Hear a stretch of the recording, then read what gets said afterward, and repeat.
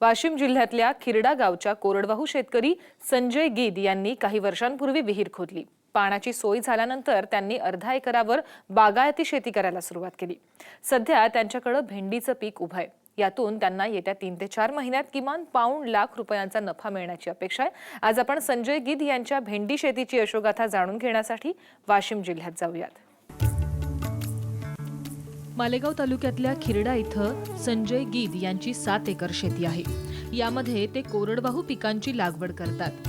कोरडवाहू पिकांपासून त्यांना फारसा नफा मिळत नव्हता। यावर त्यांनी बागायती किंवा भाजीपाला पिकांची लागवड करण्याचा विचार केला। माझी पहिली कोरडवाहू शेती होती। शेती कोरडवाहू असल्याने तिच्यातनी काही अपेक्षित उत्पन्न भेटून नव्हतं लागलं। मग मी विहीर खाणली, विहिरीला भरपूर पाणी लागलं। पाणी लागल्यावर मग मी हिवाळ्यात बरसातीतनी सोयाबीन आणि तूर हे पिकाची लागवड केली। आता कसं आहे, रब्बीतनी मी गहू आणि हरभरा घेतो। आणि मग यावर्षी असं केलं की दरवर्षी मी अर्धा एकर बागायत उन्हाळी भाजीपाला लावत असतो। पण यावर्षी मी वांग्याले भाव नसल्यामुळं मी यावर्षी ॲग्रोवन वाचून दर ॲग्रोवनचा मी नेहमी पेपर वाचतो, त्यामुळे मी यावर्षी भेंडीची लागवड केली। 3 बाय 1 वर भेंडी लावली। आता पहिला तोडा निघाला 1 क्विंटलचा। अजून आता ही 4 महिने भेंडी चालू राहील। बागायती पिकं घ्यायची तर त्यांना सिंचनाची सोय करावी लागणार होती। मग त्यांनी विहीर खोदली आणि सिंचनाची सोय केली। त्यानंतर टप्प्याटप्प्यानं बागायती पिकांची लागवड करायला सुरुवात केली। गेल्या वर्षी त्यांनी उन्हाळ्यात वांग्याची लागवड केली होती। मग यंदा त्यांनी भेंडी लागवडीचं नियोजन केलंय। यावर्षी तुरी 1 एकर तूर लावली होती। एका एकरातने 10 पोत्याचा आवरेज झाला तुरीचा। आणि सोयाबीन 15-16 पोते एकरी सोयाबीन झालं। तर यावर्षी आता रब्बीतनी हरभरा आणि गहू घेतला। आणि विहीर माझ्याकडे पहिले कोरडवाहू शेती होती। आता मी स्वतःच्या हिमतीने विहीर खाणली, विहिरीला भरपूर पाणी लागलं।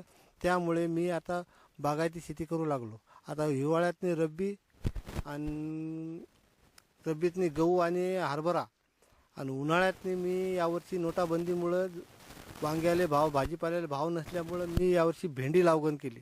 सध्या भेंडीचे भाव बरे आहेत। 50 रुपये किलो भेंडी चालू आहे।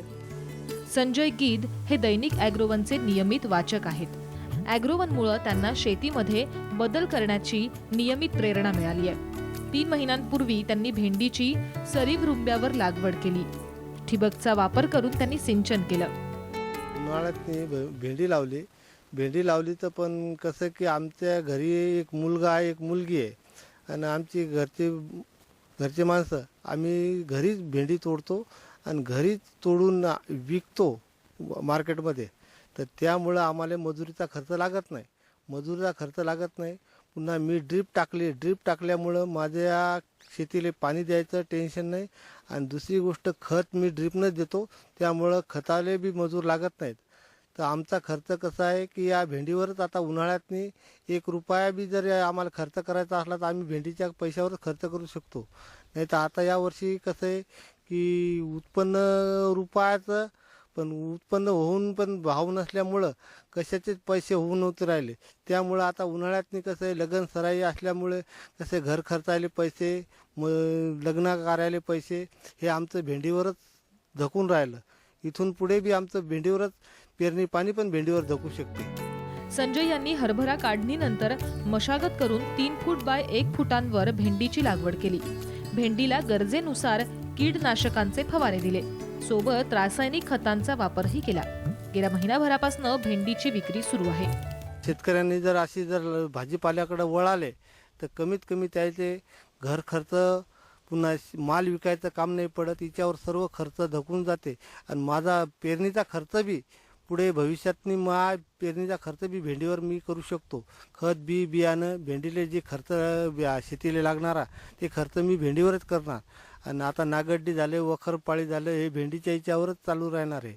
आता कसं आहे की आज 2 पैसे मला रोजचे 1000-1500 रुपये रोज येऊन राहिला आज रोजी। अजून कमीत कमी 4 महिने ते कमीत कमी भेंडी चालते। आणि माझा अर्ध्या एकरातने कमीत कमी 5 पोते सोयाबीन झालं असतं, पण आज 5 पोते सोयाबीन 2700 रुपयानं म्हणलं तर 12,500-13,000 रुपयात सोयाबीन झालं असतं. आज सोयाबीन 13,000 रुपयातच, भेंडी माई एका हप्त्यातच 13,000 रुपयाची विकली जाते. सध्या भेंडीची विक्री 50 रुपये किलोच्या दरानं सुरू आहे. आतापर्यंत त्यांना लागवड आणि निविष्ठांचा आलेला 5,000 रुपयांचा खर्चही वसूल झालाय. शेतातली सगळी कामं घरीच केली जातात, त्यामुळं मजुरीवर खर्च होत नाही. पर्यायानं येत्या काळात भेंडी विक्रीतून मिळणारा नफा शिल्लक राहणार आहे. त्यांच्या अंदाजानुसार 70 ते 80 हजार रुपयांची भेंडी विक्री होणार असून हा त्यांचा नफा असणार आहे.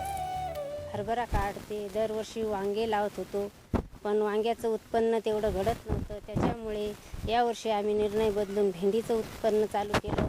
भेंडीच्या उत्पन्नातनी चांगली वाढ, भाव चांगला, त्याच्यामुळं जास्त पैसे येण्याची अपेक्षा आहे. भेंडीला जास्त भाव असल्यामुळं आम्हाला का मजूर लावायचं काम नाही, आम्ही घरीच काम करते. तोडणी घरी, निंदणं घरी. इकडे 7 एकर शेती आहे आणि ती शेती पहिली कोरडवाहू होती. माझ्या भावाने स्वतःच्या हिमतीवर एक विहीर खाणली आहे आणि त्या विहिरीला खूप पाणी लागले. त्याच्यामुळे माझा भाऊ अर्ध्या एकरामध्ये भेंडीची लागवड केली आहे आणि त्या भेंडीपासून आम्हाला चांगले उत्पन्न मिळाले आहे. भेंडीचा भाव 50 रुपये किलो आहे. त्याच्यामुळे भेंडीत जास्त उत्पन्न घडते. आणि मी 12वीमध्ये असल्यामुळे मी पेपर देऊन किंवा पेपर देते आणि किंवा सुट्टीच्या दिवशी मी माझ्या वहिनीला आणि माझ्या दादाला मदत करत असते भेंडी तोडण्याविषयी. विदर्भातल्या शेतकऱ्यांनी थोड्या बहुत प्रमाणात भाजीपाला पिकांची लागवड केल्यास त्यांना नगदी पैसे मिळतील. या पैशातून त्यांना कोरडवाहू शेतीचा खर्च कमी करण्यात, पर्यायानं नफ्याचं प्रमाण वाढवण्यात यश मिळेल. गजानन भोयरसह ब्युरो रिपोर्ट, साम टीव्ही, वाशिम.